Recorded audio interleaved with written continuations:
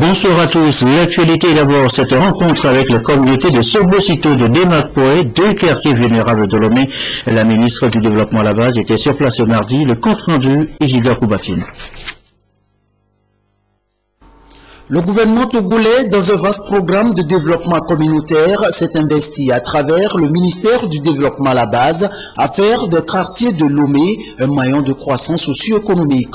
Et sur le terrain, des initiatives concrètes ont été menées avec la construction des infrastructures de base, le financement des activités génératrices de revenus et l'assainissement des quartiers. Des actions qui ont connu une forte participation des populations bénéficiaires. Victoire Toméga Dogbe, ministre en charge du développement à la base, en déplacement dans les quartiers de Sobosito et de Demakpoé, a pu constater les actions réalisées par l'AMADEB, ça et là, et les bénéficiaires mesurent l'impact induit par ces initiatives. Nous étions un village démuni sur certains plans.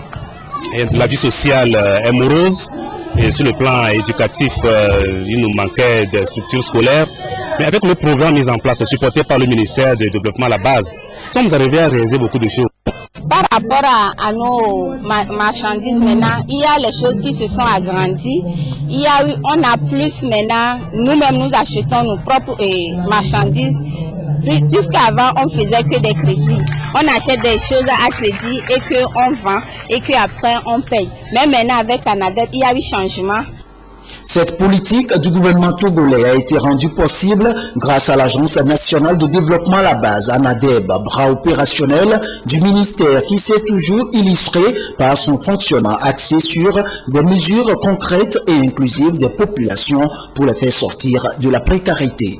Les éléments qui interviennent dans ce plan d'action de quartier, c'est en général tout ce qui touche au financement des activités génératrices de revenus des femmes, tout ce qui touche également à l'assainissement des quartiers, donc à travers les travaux à haute intensité de main-d'œuvre, également la réhabilitation des infrastructures socio-communautaires et l'installation des jeunes.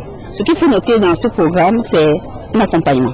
On ne se substitue pas aux communautés, mais on les organise, on leur fait prendre conscience des potentialités qu'elles ont, de toutes les forces dont elles disposent, pour pouvoir s'impliquer de manière active dans la recherche des solutions aux problèmes qu'elles-mêmes elles identifient.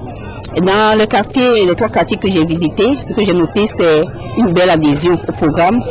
J'ai noté la forte mobilisation des communautés, des femmes, des hommes, des jeunes, mais aussi une bonne implication. Et ce qui ressort, c'est l'octroi de crédit aux femmes. Le programme de développement en zone urbaine envisage dans les jours à venir créer un canal d'insertion des jeunes des quartiers vulnérables dans la vie active et la promotion de l'entrepreneuriat reste l'option la plus visée.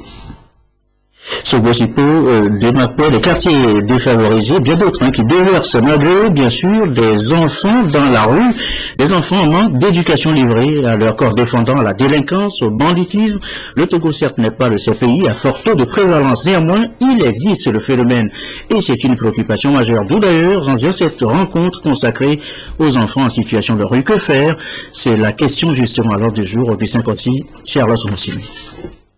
Pour une raison ou une autre, ils fuient leur maison et élisent domicile dans la rue. Les enfants de la rue, souvent mal perçus par la société, sont très vulnérables et font face à divers problèmes. À leur vue, l'on éprouve la colère, la peur, la pitié ou encore l'indignation. Nos enfants en situation de rue, notre responsabilité collective. C'est la préoccupation de cette rencontre au cours de laquelle les différents acteurs vont tenter d'identifier les causes et définir des approches de solutions. Cette journée institutionnelle nous permet de repasser en revue justement cette situation, voir quelle est l'ampleur du phénomène, quelles sont les causes, quelles sont les actions qui sont mises en œuvre, pourquoi ces actions n'ont pas été suffisantes pour endiguer le fléau et qu'est-ce qu'on peut faire ensemble pour que nos enfants soient dans les maisons, dans leur famille et pas dans la rue. La session devra aboutir à des propositions concrètes qui serviront à l'élaboration d'une feuille de route lors du forum national prévu d'ici à juin prochain. Nous voulons que ce soit un forum qui nous permette de canaliser toutes les émotions et toutes les intelligences vers l'action. Une action plus forte, une action plus déterminante, une action plus collective et synergique pour aider les enfants en situation de rue à réaliser leur potentiel. Le gouvernement s'est résolument engagé à offrir un mieux-être à tous les enfants, particulièrement les enfants vulnérables, y compris ceux en situation de rue et en conflit avec la loi, à travers les services sociaux, les centres d'écoute et l'accueil. Et les partenaires techniques et financiers, dont l'UNICEF et l'Union européenne, réitèrent leur volonté de contribuer à cette lutte commune pour non seulement veiller à la réinsertion des enfants, mais aussi et surtout prévenir l'afflux d'autres âmes dans la rue. Ils traînent un peu partout, au feu tricolore, à la plage, dans les marchés, bref, dans les lieux publics fréquentés, en quête de quoi vivre, que dis-je, en quête de quoi survivre. Question ce soir, comment ces enfants sont-ils pris en charge, bien entendu, dans le cadre de la politique nationale de protection des enfants? Des éléments de réponse au 856, Charlotte Roussini.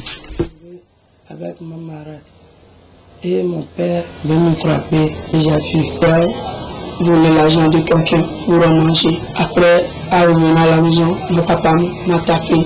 Mon père fera repasser, m'a tapé sur mon dos. Tout comme eux, nombreux sont ces enfants qui abandonnent leur famille pour diverses raisons. Il y a la recomposition des ménages où les enfants deviennent les souffres-douleurs. En dehors justement du fait que les parents n'arrivent plus ou refusent d'assumer leurs responsabilités premières, eh bien, il y a également les causes telles que l'attrait, l'attrait de la ville, l'attrait financier, parce que ces enfants se retrouvent dans la rue, ils vous disent qu'ils gagnent de l'argent. Conséquence, ils sont laissés à leur propre compte et mènent généralement une vie à la merci de tous les aléas. Je dois aussi, là où on va, les bouteilles là, là-bas après Paris, on a fait les toilettes à la plage. On donne 100 francs pour laver. Ils sont créés, traités de bandits. Une situation qui non seulement les discrimine, mais aussi les renforce dans leur statut. Dans sa tête, l'enfant se dit, ok, on m'appelle Bevou, donc de toute façon, je vais tout faire pour devenir un vrai Bevou. Tous les enfants en situation de rue ne sont pas des Bevou, ce sont des enfants comme tous les enfants qui sont dans nos maisons. Le gouvernement, avec l'appui de ses partenaires, s'emploie à enrayer le phénomène. À l'ONG-Ange, on intervient 2 fois par semaine à la plage de Lomé, où tous nos enfants qui sont en situation de rue viennent à notre rencontre et participent à nos activités. On fait des causeries socio-éducatives dans lesquelles on développe des thèmes sur la délinquance juvénile, la violence, les inconvénients de cette vie de la rue, la prise de conscience de soi et comment mieux décider pour réussir son avenir, et aussi on travaille plus sur la réinsertion socio-professionnelle de ces enfants. Parmi ces êtres vulnérables, beaucoup ont pu refaire leur vie grâce à des centres d'accueil, d'où ils sortent avec un métier ou une formation.